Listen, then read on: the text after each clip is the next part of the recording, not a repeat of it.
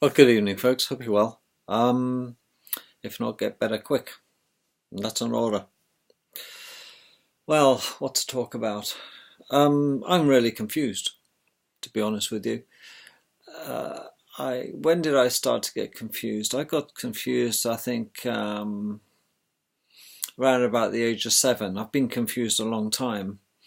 I'm complicated, it seems. I could never quite fathom it out, and I'm expose a little part of myself that I find it cathartic to expose. Yes, keeping it a family show, I assure you. There'll be no flashing tonight. Not that it would actually surprise you, to be honest with you. Why am I confused? I think it dawned on me very early. I mean, I used to in our school assemblies sing hymns, as you do every morning in those days, without it offending anybody, if you get my meaning. And we used to have school assembly every morning, and we'd have nice happy little songs and say our prayers and this sort of nonsense every morning. And it appeared to me at the time, oh, what a friend we had in Jesus, quite frankly. I thought, this guy Jesus, he's got it sussed, hasn't he? I mean, everybody loves him, because he exudes love to everybody, doesn't he? Shining light of example. He's everywhere. He's omnipotent. He sees what we're doing, and that gives us a big guilt complex, particularly when we are, just learning to love ourselves, if you get my meaning. The word masturbation doesn't even come into it, but not at 7. Not unless you happen to be an early adopter like my brother, my older one. But less said, sooner mended on that one. He still remains to be one of those. Yes. And when did it occur to me then that I thought this whole Jesus thing was a bit of a fraud? I've always had my doubts, to be honest with you.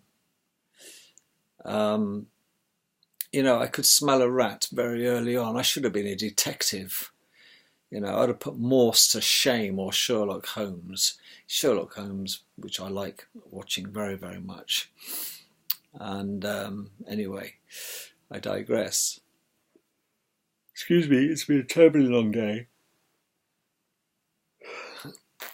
But here I am, age 7 3/4, younger than Adrian Mole, and I'm obsessed with animals and pets and birds and waifs and strays, and I spend an awful lot of time at this stage going around the woods. I've always had the pleasure of having nice environments to grow up in. Very fortunate, and often attached to woods. And I'm a woodland baby. I think I got the bug when I was very young. In all the RAF camps that I was dragged around, you usually have a large wooded section. I couldn't figure out why, but it seems that people do exercises and such things. And so I became a nature fanatic, and certainly a bird watcher, heavily into badgers and things, and I have absolutely no problem, none at all, in my own company, because I've got me, myself, and I to keep me entertained. Sometimes it would be nice to share the experiences that I had with animals in the woodlands, and I was a keen twitcher, bird watcher, even in those days, and my parents bought me a pair of very nice binoculars, yes, and I was one of those for a while, heavily into birds, and I've always loved birds, particularly birds of prey. And in my adulthood, of course, I got into falconry, big time, at the first opportunity. And I've got the scars on my hands and my arms to prove it. And I remember reading a book called An Eye for a Bird, and it was written by a guy called Eric Hoskin, still available on Amazon, I suppose. And it was all about Eric Hosking, a great ornithologist, twitcher, who was wanting to take some pictures of a tawny owl nest. I think, yes, it was a tawny owl nest, from my memory, which is shot. But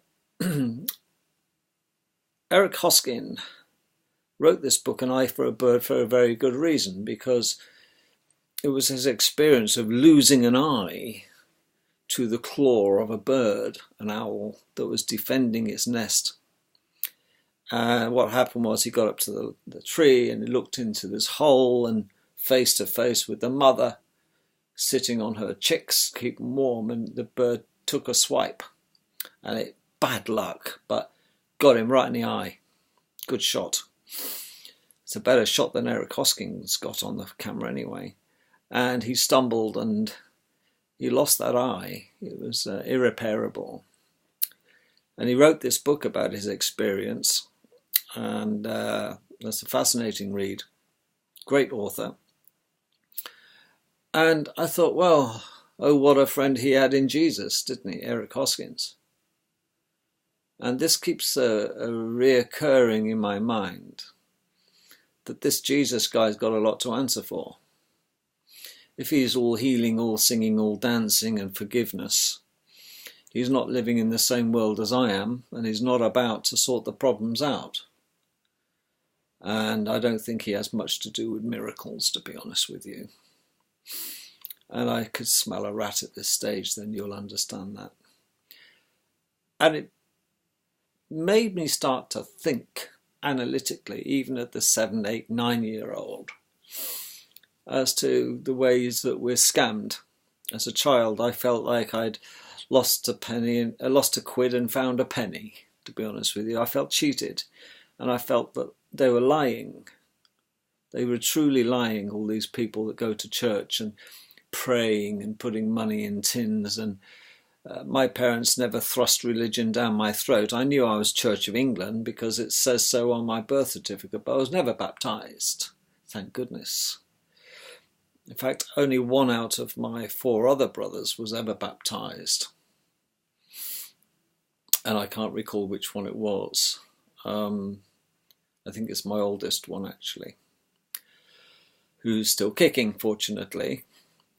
But there's me, 7, 8 years old, plodding along, becoming very, even at that age, very, very cynical about people who go to church and pray and sing to this non-entity. And they would sin 6 days a week, these people, and ask for forgiveness on 7th. And that was my adult thoughts, but I could see it happening. I used to say, well, there's a Christian for you, beating that little kid up off the bus. Yes. And, there is no doubt in my mind that there is good and evil. But you cannot label it,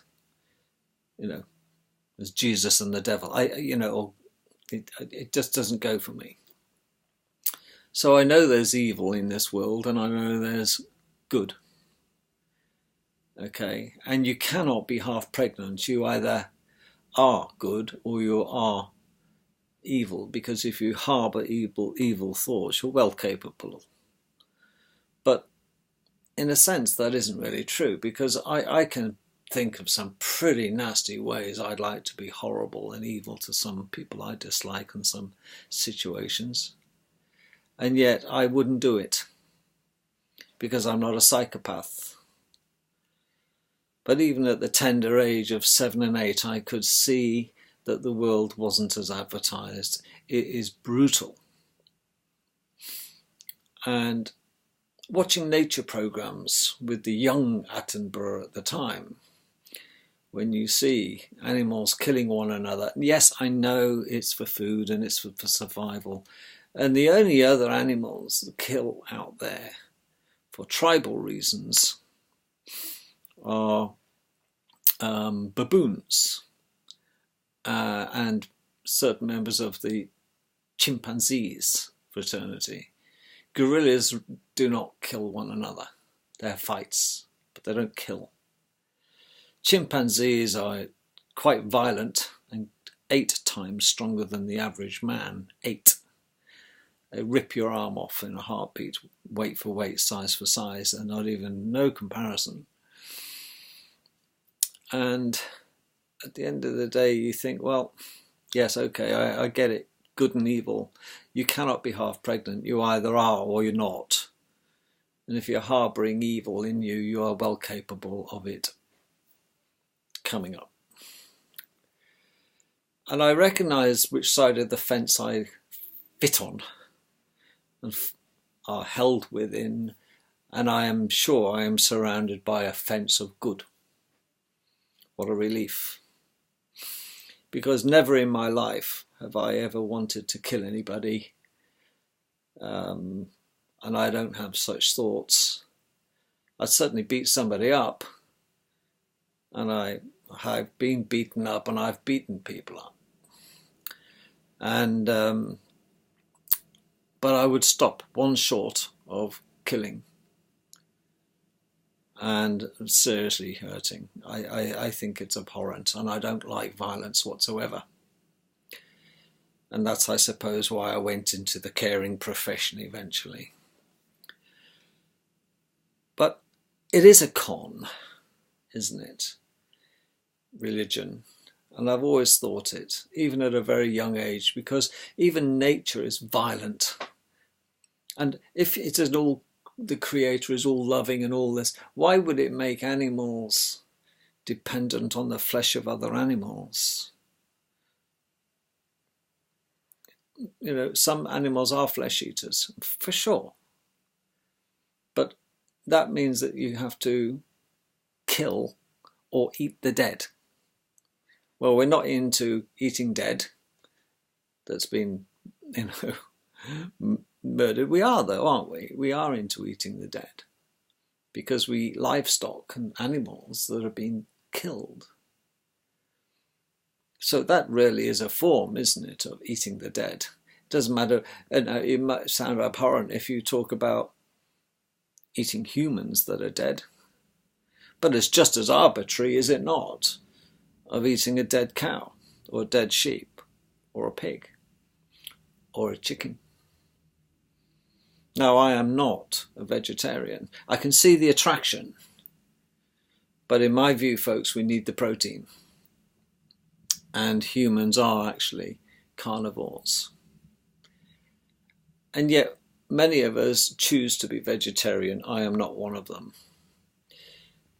Although there are certain things, there are certain meats I won't eat simply because I don't like the taste. One of them being sheep. Or I don't know why they sanitize it by calling it lamb. Because that almost sanitizes it, doesn't it? When you've got a lamb chop on the plate. Well, have you seen a lamb? Have you fallen in love with a little lamb?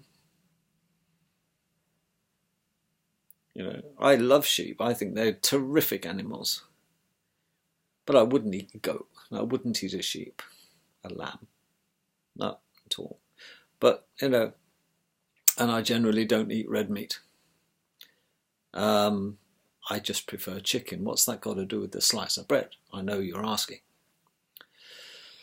Well, in this video, what I want to highlight is the hypocrisy of religion and the brainwashing that goes on in order to allow religion to alter our behavior.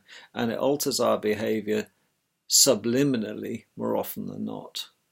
Because from a young age, certainly in Western society, we are all programmed since school to believe in the Jesus, believe that there is a creator out there, an omnipotent one that sees us all the time. And as I grow older, I realize that it's absolute mental programming from day one. And who are doing the programming? Who writes what children are taught?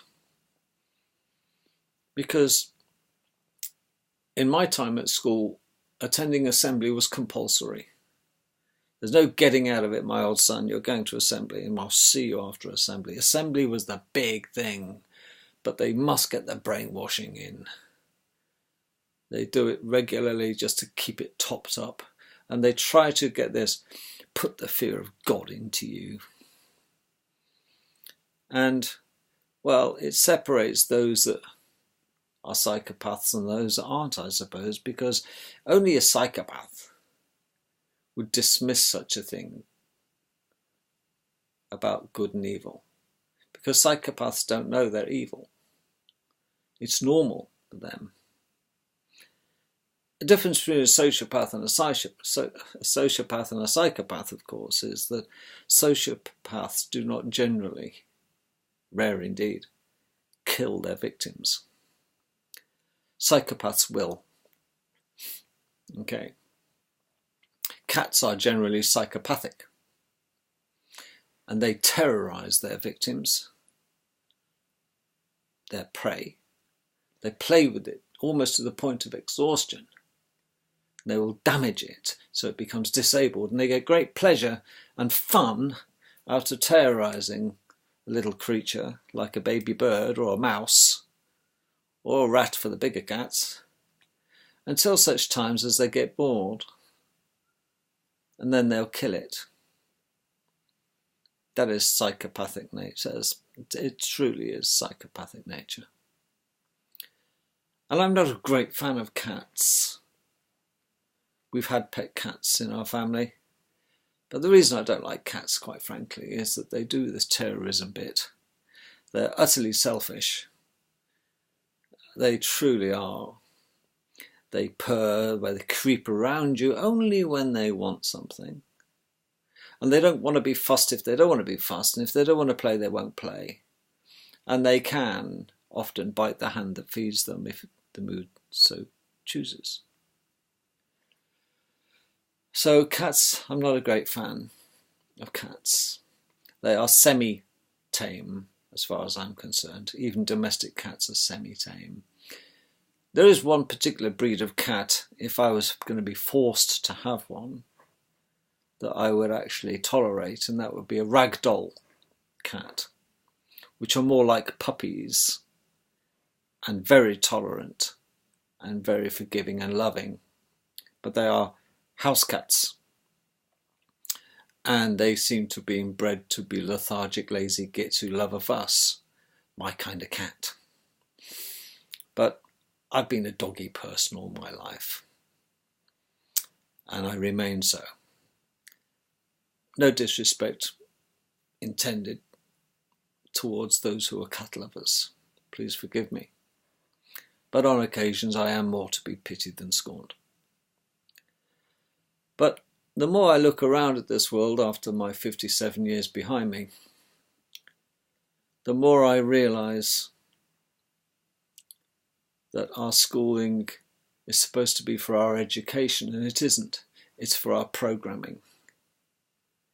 Know your place, know your limits. You'll amount to nothing. Just do as you're told. Be a square peg in a square hole. Don't be such a maverick and doing your own thing. And the one thing nature is balanced reasonably. There isn't much hypocrisy in nature. Okay. There truly isn't. Nature has been around a long time. But who writes the laws of nature? It's the law of nature. Because they're bloody unfair. That's all. I don't think nature is particularly fair. It's very, very cruel, nature. In many, many ways, nature is very cruel. And it is anti-theist. It's not religious at all, nature. Yet the Lord God made them all. But look what these animals and creatures and humans do to one another in the name of religion, and religion has killed more people for its own endeavours than any other physical activity that humans get involved with in the name of religion. Yet they tend to want to turn religion into a bullet and shoot it into men's hearts, men, women, and make us comply with asinine rules. Do unto others as thou had done to yourself, and all this stuff, all this guff. Well, in the meantime, of course, the angels are on the take, aren't they? The religious idiots that walk around in frocks called priests. We have to call them Father. Yes, Father, that's the Catholic lot. And go and confess to a silly little man in a little box at the end of the church who's probably pulling one off as you're talking about your experiences and what you've been up to, and he's more interested in little boys than he is of little girls, trust me. And again, another sign of the hypocrisy of religion. Because let's face it, it's a cushy number being a man of the cloth, isn't it really? Well, why don't they get a proper job? These cowards that hide behind their cloaks of mystery. Just look at the number of priests that are kiddie fiddlers, the hypocrites that they are.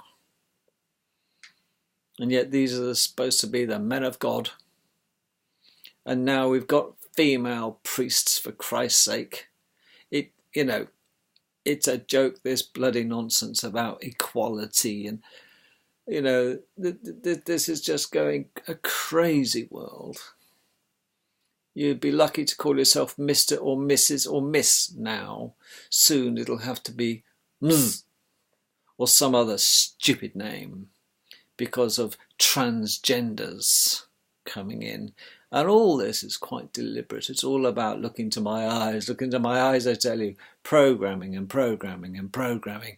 We are being lined up like, dare I say it,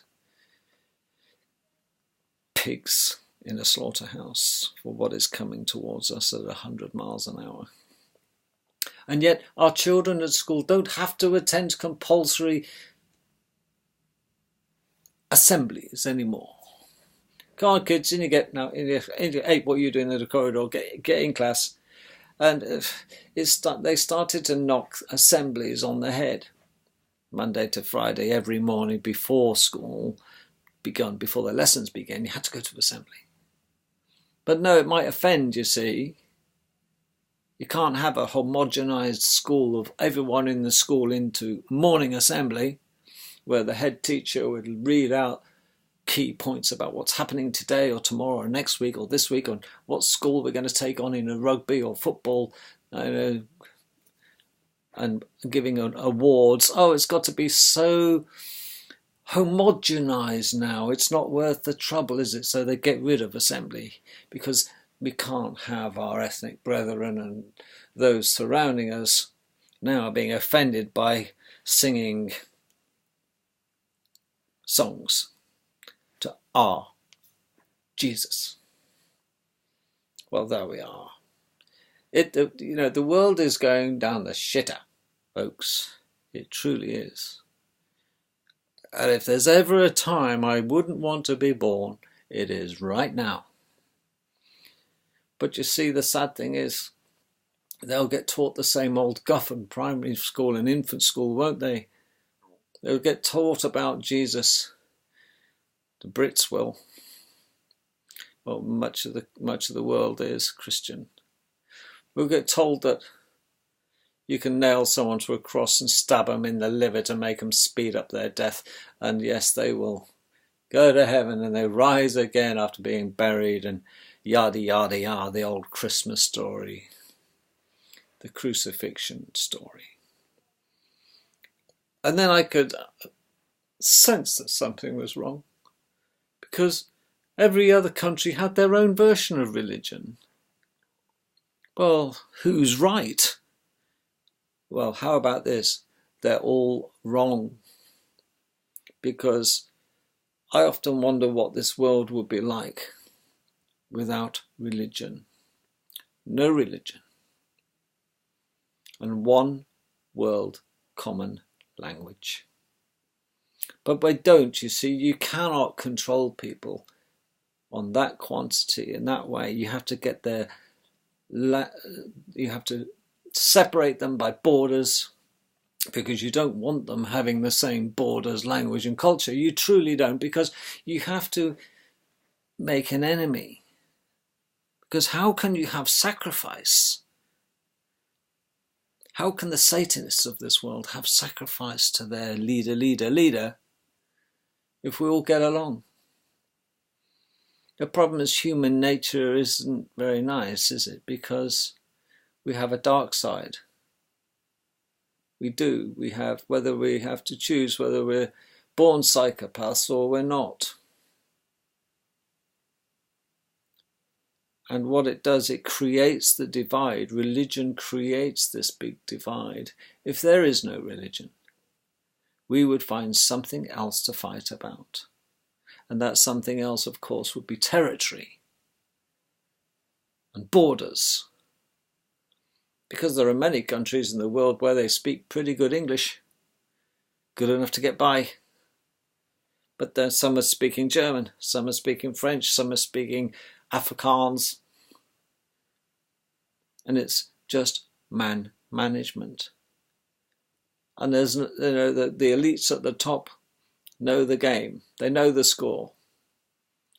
And there's only one way you control human beings. It's with fear. Fear. You motivate people in two ways. Okay, because humans, we either want to avoid pain or gain pleasure. That's it. You can sit and analyze it until the cows come home. Oh, why do I clean my teeth? Well, not that many people find it a pleasurable experience, but they do it because they'll avoid the pain of the dentist drill. They'll avoid the pain of having black teeth and rotten teeth and bad breath and halitosis, bad breath. And what will their friends say if their teeth start falling out? And it's not exactly glamorous to have dentures at 30, is it? But why do people do things to either get pleasure or avoid pain? There's nothing you can say to me that you cannot analyse in that way. Why do you tie your shoelaces up? Because I don't want to trip on them and look like an idiot. I don't want my shoe falling off, so I'm avoiding the pain and embarrassment. Okay. Why do you wash your face? You name it. Whatever a human does, they do it for two reasons. The avoidance of pain and the gain of pleasure or benefit. That's all. And some people inflict pain on others, and some people inflict pleasure on others. It's all a big club. It's all a back-scratching exercise and putting the fear of God. You see, I promise you, if you do that, I'm going to smash you in the face. That's a warning. But it's nicer to say the reward rather than the consequence. And governments are continuously in our faces with fear, pleasure, fear, pleasure. Brexit, no Brexit, for example. Oh, if we Brexit, this is going to happen, that's going to happen, it's going to be, the world's going to fall apart, the sky's going to cave in. You know, it depends whether you're a Brexiteer or not. I'm pro-Brexit. Okay, because I firmly believe ultimately that in the future Britain will be well separated from the rest of Europe, because history repeats itself. Britain and its allies, usually America, because we own America, truth be known, we will be at war with the rest of Europe. That's what the plan is. It'll be the Middle East, America and Britain against the rest of Europe, against Germany, France, Italy, Spain. That's coming. That's if they haven't managed to wangle the new world order. They won't. And there will be a Brexit one way or the other. But that's not in my pay grade. I shall be gone by that time. I hope. But no, history does repeat itself. because we keep doing the same things, and if we keep doing the same things we're still going to get what we got, and we keep warring, don't we? It's inevitable. And all the time our Saviour is apparently looking after all his flock. What a lot of tosh. And they lie to us since we start to learn, 5 years old at primary school, at infant school. It's one big, complete, bloody lie, isn't it? They lie. There's a great video called They Live. You should go and watch that, They Live. It's where this guy sees humans as humans until he puts his special sunglasses on. Then he can separate the aliens that are really running the world to the real humans. But most of us are walking around with no sunglasses, and it's hard to tell the difference. Truly, it's hard. You can meet so many smiling assassins, you just don't know what they're thinking. You will know them by their fruit.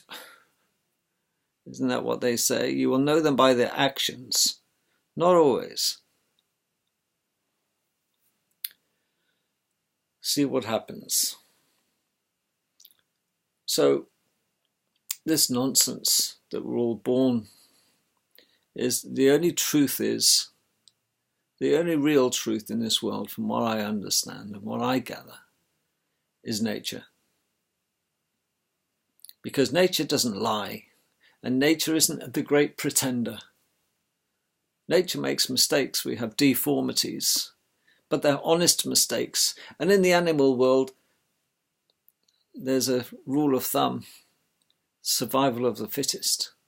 And it's very sad to watch a young antelope or a young animal that's evidently not the full Monty. It's got something wrong with it. And yet eventually it'll die. There's no help, there's no prosthesis, there's no surgery open to it unless a vet grabs hold of one. But nature tends to filter out. And yet you get the arseholes like Darwinism, the Darwinists, who completely agree with Charles Darwin, which is a lot of tosh, about the origin of the species, which is absolutely not written by Darwin. It was written by a guy called, from my understanding, Wilson. I think it was John Wilson, who was the main creator of the origin of the species. And even then, why would they have to have Darwin's name on the book?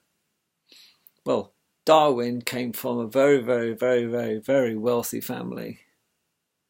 He didn't make his money with the origin of the species, folks. Darwin was well rich before that, because his parents were mass importers of fine china. Not Wedgwood's. But Darwin's family imported it all and sold it to the rich. They too became rich. And if you look at the Origin of the Species book, it's so flawed, because they even say that we evolved from ape, which is an absolute lot of tosh. They come out with this business about a orangutan's bones that prove, and they I don't want to go there, I haven't got the time. But the origin of the species is a joke, because we are genetically made, we are genetically tweaked by a higher authority than us, and it isn't God. We were seeded here from other land or other planets, but I'm suspicious about the planets. I really don't think that there are the planets that we're told. I don't think we have. I think we have stars. Oh, for sure. But I think that what we think is Mars and what we think is Jupiter and Saturn and Uranus are simply balls of gas. until I know otherwise. But I'm certainly not going to be. When somebody lies to you like modern science does all the time, it's difficult to separate the wheat from the chaff. When are they going to tell that? When do they tell lies, these people? When their mouth moves. Because you and I aren't going to get the truth. Because that's only kept for the certain few who know the truth. And this is why I'm a convinced flat earther. I don't care what the bullhead says. I know that the earth is flat. I'm not going to even give them license to discuss it with me. It's not even debatable. And if I'm wrong, I'm wrong. And if they're wrong, they're wrong. But I won't take the piss out of them being a bullhead. And equally, I don't expect reciprocal respect. Because the one thing we have is I can think what I like in my head unless there's a way that they can control that. And they try to control it, don't they? They have us at hello the moment we're born. In with the vitamin K. Well, most babies are born from fit mothers who can provide all the clotting factors for the baby. Why the vitamin K shot? It's wholly unnecessary in the modern world. And yet they stab at babies and stab the babies and inject the babies with all sorts of shit. Measles, mumps, rubella, yada, yada, yada. And then they've got to have the boosters. Oh yes, the pharmaceutical companies are getting broke. They need the extra income. And look at this now. 1 in 7 children in America has some degree of autism. Such an advanced nation, America. Britain is only second to America of having a high obesity rate amongst its children now. Britain has got the highest obesity rate of children in Europe. We are that far behind America and growing. But oh, what a friend we have in Jesus. He's taking care of us from up there, isn't he? You see, if there was a God, there wouldn't be any pain. There wouldn't be any heartbreak when you lose someone you love. There truly wouldn't. This is it, you see. How can a human being possibly, and I cannot, you couldn't pay me, I tell you, I'm not a millionaire, but you could not pay me enough. I wouldn't do it. I couldn't do it, and I wouldn't do it. If I could, I wouldn't, but I can't, I know. But I cannot physically hold a knife, pull up a goat's neck, and slice its throat. I cannot. You couldn't pay me enough. Not an animal. I could do it to a human. Okay, that's rather strange, isn't it? If I had my hand on somebody who was a child killer or a child molester or some wicked person that was evidently absolute spot-on court bang to rights, I'd have no hesitation. I wouldn't like doing it, but I'd feel amply justified in doing it. So it's the justification. It's not that I lack the physical ability to slice an animal's throat, but I have a choice. I cannot deprive an animal of its life because it's an animal. If I had to protect myself by getting pounced on by a lion who looked to kill me and I had a knife, I would kill the lion. But for food, because I've got other food available, I wouldn't want to deprive. I can live without it. I'd rather the animal live than me have a steak. And I can tell you, it got so bad a few weeks ago, and I don't mind confessing this to you. I was driving down the motorway and I was overtaking a slaughterhouse lorry which was full of young cows. And I knew they were going for slaughter because it was early in the morning, and there was lots and lots of them. There was too many, really, all clubbed together. And it was quite a nice morning. And I saw their little noses sticking out in the wind to get a sniff of the fresh air. And it reminded me, to be honest with you, of the Holocaust trains, the trains that the Jews were stuck in to get to the concentration camps. And I thought, those animals, the same as those Jews, were entirely innocent, and they're going for slaughter. And I had a tear in my eye and a lump in my throat. I was devastated by witnessing that. And I don't know how anyone could work in a slaughterhouse. I really don't. I think it takes a massive amount of mental detachment to spend your day taking the life of animals. And I know people do it, and I know we live in this world like that. But I think it's a horrible world. And the sooner we find a meat alternative, the better. I would personally be perfectly happy not to have a meal, but just to take a tablet and a glass of water, if that gave me what I needed.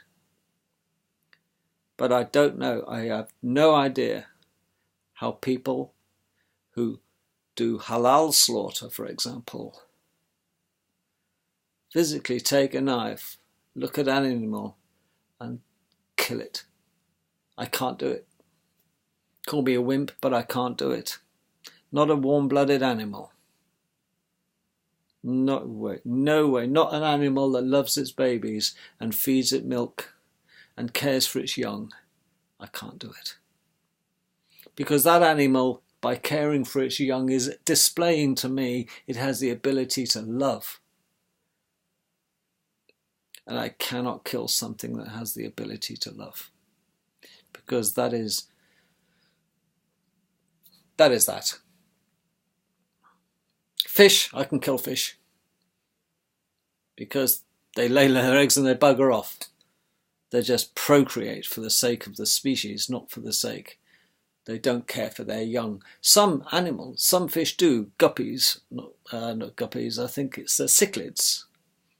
And certain other fish, they harbour their young fry in their mouth to keep them away from predators. That's a fascination. I think it's cichlids do that. And plenty of fish will protect their young,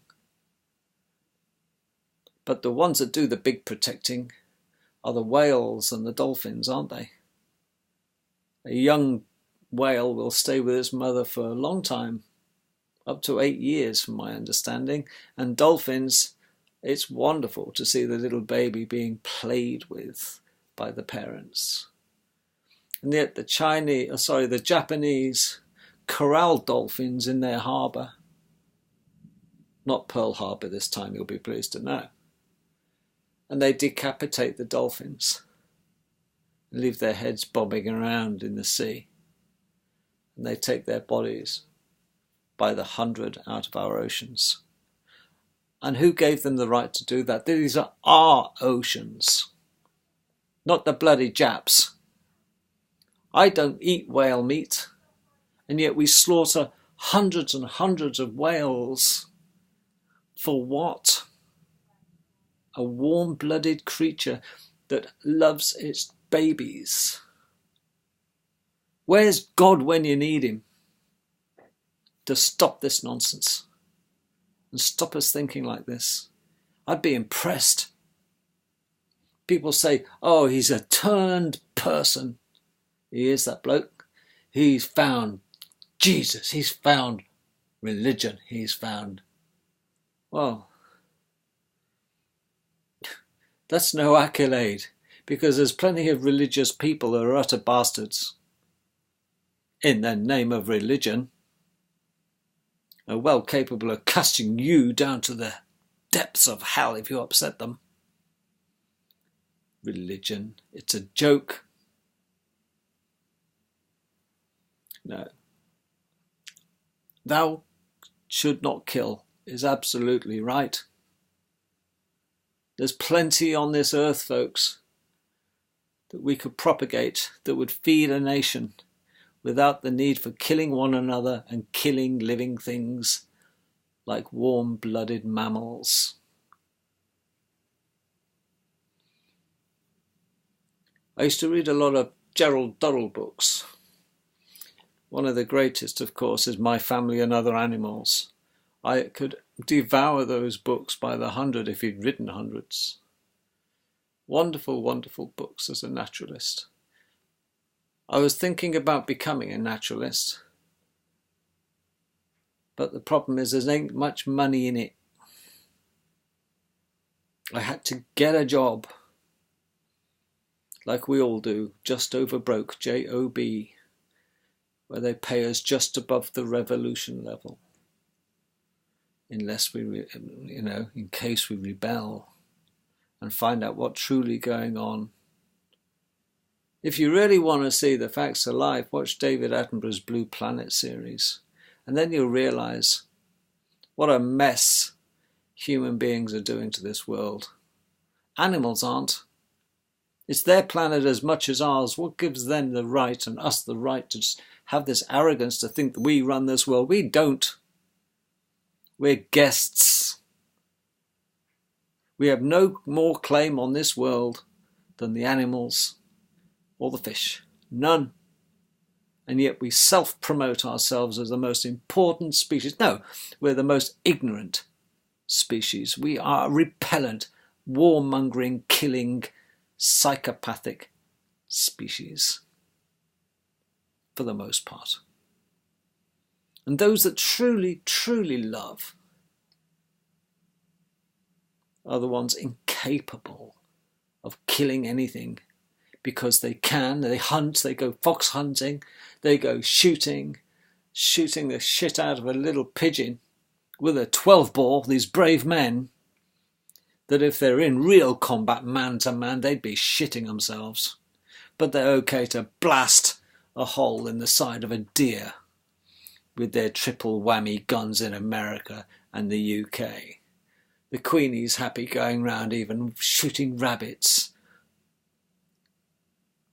I heard a story from a guy, and I believe him, that he was on a shoot in Sandringham Estate, and the Queenie clipped a rabbit, didn't quite kill it, and it was brought to her by the dog, not the corgi. And she picked it up, and in conversation while she was talking to someone, she cracked the rabbit's neck and killed it, and handed it to her gamekeeper for taking back. Say, give that to the peasants, won't you? This is the Queenie. She's a killer, a cold-blooded killer. Well, tell me a royal really that isn't. Check out Prince Charles, who planned the killing of Lady Diana Spencer, Princess Diana Spencer. The idiot that we call the king, Prince actually, Philip. Another psycho who had a new hip at the age of 93, a new total hip replacement. You talk about a waste of bloody money, but these bastards seem to live a long old time, these Satanists, don't they? Because they get different meds than we do. They don't take medicines, folks. They get vibrational healing.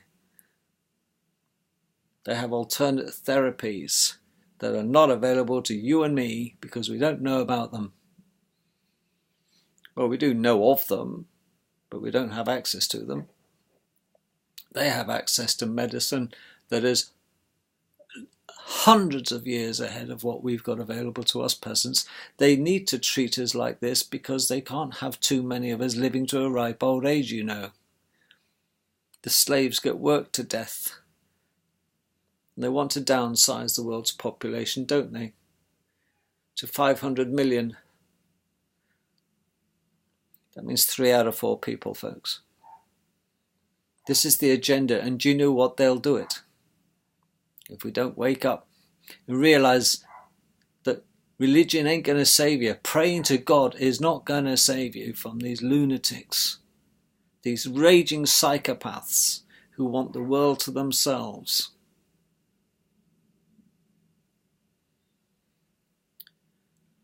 Well, that's where I come from being 7 into nature to being 57 totally deluded with the whole bloody lot of them. And now you know why I love my own company and the company of animals. Animals have never done me no harm, no good, no how. The only damage I've had in my life has been from human beings.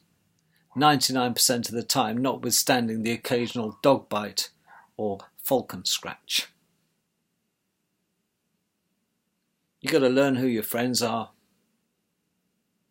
And at the age of 57, folks, I can tell you that I can count the number of friends, my true friends in my life, on one hand.